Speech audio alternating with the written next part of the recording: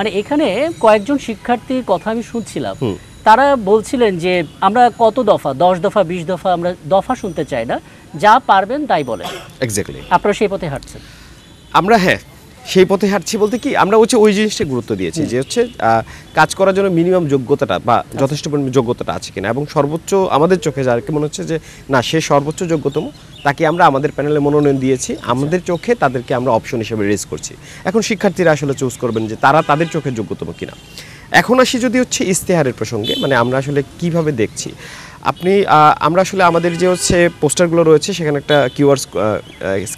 QR code রয়েছে, সেটা scan করলে আসলে আমাদের একটা মানে লিঙ্কে চলে যায়, একটা ইয়েতে চলে যায়, সেটা হচ্ছে যে আমাদের অঙ্গীকারনামাটা আসলে।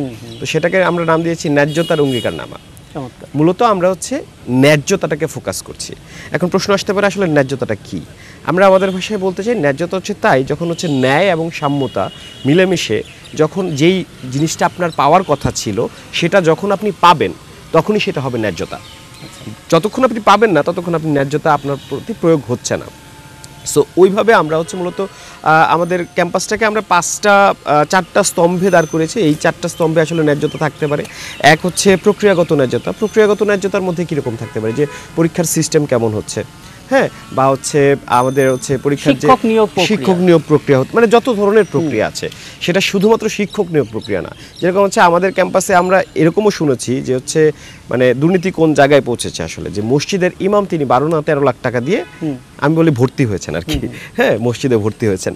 তো এই যে সিস্টেম অ্যান্ড প্রক্রিয়ার ব্যাপারগুলো এইখানে কাজ হবে, এটা হচ্ছে এক ধরনের ন্যায্যতা। 2 নাম্বারটা হচ্ছে বন্টনগত ন্যায্যতা।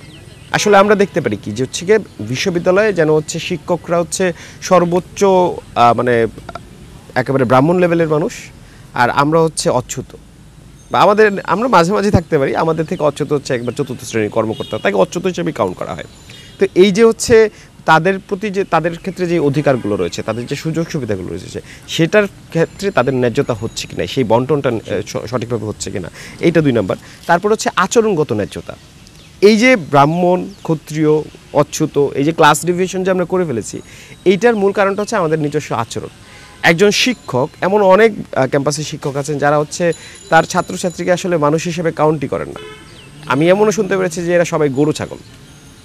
এটা আমরা অনেকেই শুনি, প্রত্যেক ডিপার্টমেন্টেই এরকম টিচার রয়েছেন কয়েকজন।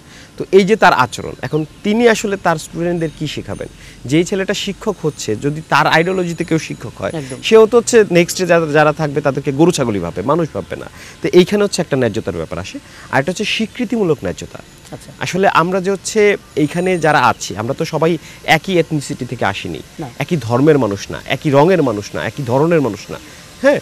তো প্রত্যেককে যে স্বীকৃতি দেওয়ার ব্যাপারটা, যে হয়তোবা এরকম হয় যে হচ্ছে যেরকম হচ্ছে এথনিসিটির ব্যাপারটা যদি আসি, দেখবেন যে হচ্ছে মানে শুনতে খুব খারাপ শোনায় যে যদি কেউ হচ্ছে মানে নৃগোষ্ঠী থেকে আসেন, সবাইকে আমরা হচ্ছে মানে একেবারে দেধারসে চাকমা বলে ডাকি।